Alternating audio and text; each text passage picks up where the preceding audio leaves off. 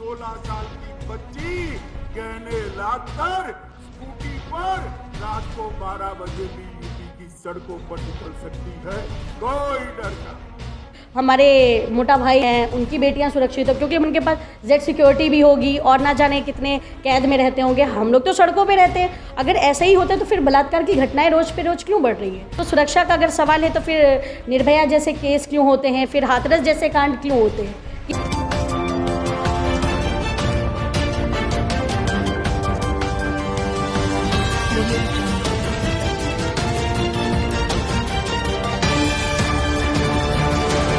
मेरे साथ मौजूद हैं आज ज़ैनब सिद्दीकी, जो लखनऊ से ताल्लुक़ रखती हैं और लखनऊ की सरज़मीन से जो सीएए का आंदोलन खड़ा हुआ था वो इन्हीं की और सुमैया राणा की बदौलत खड़ा हुआ था। इस मुद्दे पर इनको जेल भी जाना पड़ा था। आज वो हमारे साथ मौजूद हैं, उनसे बात करते हैं। इस दौरान बहुत से सोशल एक्टिविस्टों को जेल की गई, जेल जाना पड़ा, जिनमें शर्जील इमाम, उमर खालिद सैफ़ी साहब, इशरत जहाँ, गुलफिशा हैं, बहुत से लोग जेल गए। आज भी वो लोग जेल में हैं, लेकिन जिन लोगों ने जनता की लड़ाई लड़ी, आज उनकी लड़ाई लड़ता हुआ कोई नज़र नहीं आता। तो आप लोग इस चीज़ पर खामोश क्यों हैं? हम लोग खामोश नहीं, हम लोग अपने स्तर से आवाज़ उठा रहे हैं, ट्विटर के माध्यम से हो, सोशल मीडिया के माध्यम से हो, या जनमानस में जाके जब लोग ज़मीन पे काम कर रहे हैं तो वहाँ पे आवाज़ उठा रहे हैं। मगर इसका एक बड़ा नतीजा ये देखने को मिल रहा है कि जो लोग सत्ता में काबिज़ हैं, कहीं ना कहीं वो आवाज़ उठाना नहीं चाहते और वो जान रहे कि ये जो हमारे जो साथी गए हुए हैं जेलों में हैं, तो कहीं ना कहीं सरकार को भी उनको फ़ायदा मिल रहा है, क्योंकि सरकार सोच रही है, क्योंकि आप देख रहे हैं लगातार जिस तरह से हमले हो रहे, सरकार इस तरह से इस हद तक के आगे की पढ़े लिखे लोगों को जेल में बंद रखेगी ताकि वो आगे की जो काम है वो ना कर सके। और जो सरकार की जो पोल है, जो पोल के नीचे पूरा ढोल है, वो उसको कहीं उजागर ना कर दे। इसलिए जो बड़े बड़े एक्टिविस्ट हैं या इस प्रकार से जो प्रतिक्रियाएं दे रहे थे, सरकार की गलत नीतियों के खिलाफ खड़े हो रहे थे, उनको जेल में डालना एक सरकार की कहीं ना कहीं साजिश है और उस पर हम लगे हुए हैं। और हमारे बहुत से साथी हैं जो पूरे राज्यों में और खासा उत्तर प्रदेश में भी लोग आवाज़ उठा रहे हैं और हम उनके लिए आवाज़ उठाएंगे, भले ही हमारे जो रहनुमा हैं और वो हमें भूल चुके हैं, पर हम अपने साथियों को नहीं भूले हैं। नहीं तो इस चीज़ पर किसी भी मुस्लिम रहनुमा का, ओवैसी साहब इस वक्त इस फिराक में लगे हुए हैं कि पूरे देश में वो लगातार हर जगह जाते हैं, मुसलमानों की आवाज़ उठाते दिखते हैं, लेकिन इन एक्टिविस्टों को जेल गए हुए 1.5 साल होने को आया बहुत से लोगों को, तो उनकी लड़ाई लड़ते हुए वो भी नहीं नज़र नहीं आते। बैरिस्टर हैं जबकि वो खुद।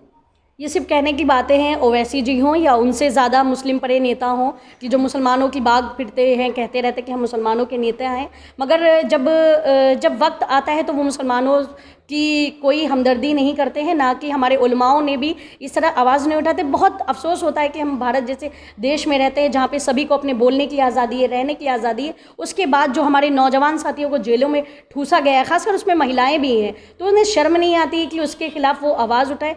और ये कहना कि ओवैसी साहब बैरिस्टर है और मुसलमानों के हमरा हैं, तो ये सब कहना गलत बात है, क्योंकि अगर यही चीज़ें होती तो वो क्यों ना अब तक के आवाज़ उठाए, क्यों अभी तक वो छुपे बैठे हुए, वो हमें विरोधी पार्टियों से बता रहे हैं, हमें आगाह कर रहे हैं कि ये हमारी पार्टी खतरनाक है हमारे लिए, मुसलमानों के लिए, तो वो कितने हमारे लिए हमदर्द हैं। उन्हें कम से कम खुल के उनको तो आना चाहिए था हमारे सामने। अभी हाल ही में बांग्लादेश में दुर्गा पूजा पंडालों को लेकर विवाद हुआ, जिसके बाद यहाँ पर सभी की आवाज़ आपने उठते देखी, चाहे पक्ष हो, विपक्ष हो, या मुस्लिम रहनुमा हो या हिंदू लीडर हो, सभी ने एक शोर से इसकी मुखालिफत की। लेकिन उसके बाद जो त्रिपुरा में मुसलमानों के साथ अत्याचार हो रहा है, उस पर ना तो सेक्युलर लॉ भी कुछ बोल रही है, ना मुसलमानों के रहनुमा बनने वाले लीडर कुछ बोल रहे हैं, ना ही आप लोगों का सोशल एक्टिविस्ट जितने भी हैं उनका भी कोई रिएक्शन इस पर सामने नहीं आया है। हालांकि कल एक विरोध प्रदर्शन ज़रूर हुआ त्रिपुरा भवन पर, नदीम खान साहब ने वो ऑर्गेनाइज़ किया था, लेकिन इसके अलावा कहीं पर भी कोई आवाज़ उठती हुई पूरे देश में नहीं दिख रही है।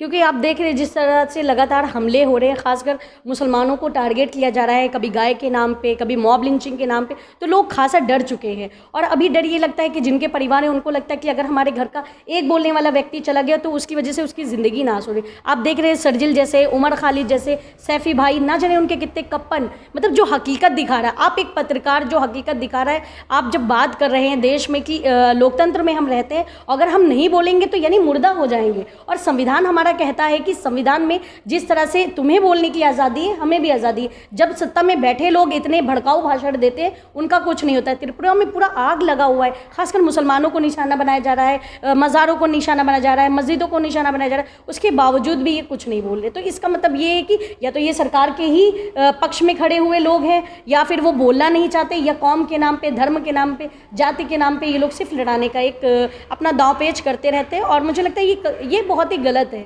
इनको खुल के कम से कम अगर मुसलमानों के रहनुमा बनते हैं और मुस्लिम वोट चाहते हैं तो कम से कम मुसलमानों के हक के लिए बोले। अब रहा एक्टिविस्टों का सवाल, अभी जो देखिए ना, अभी बहुत चीज़ें बदल चुकी हैं देश भर में। अभी जो सो कॉल्ड सेकुलर लोग थे वो कहीं ना कहीं वो फासिस्ट में ही ऐड हो चुके हैं, क्योंकि उन्हें लगता है कि अगर वो इसके खिलाफ बोल देंगे शायद उनका खर्चा पानी बंद हो जाए। तो कहीं ना कहीं ये भी देखने को मिल रहा है। फिर भी हम कोशिश कर रहे हैं, और हमारे जैसे बहुत से साथी हैं, मैंने जैसे पहले भी बोला कि हम लोग अपने इस स्तर पे आवाज़ उठाने की कोशिश कर रहे हैं।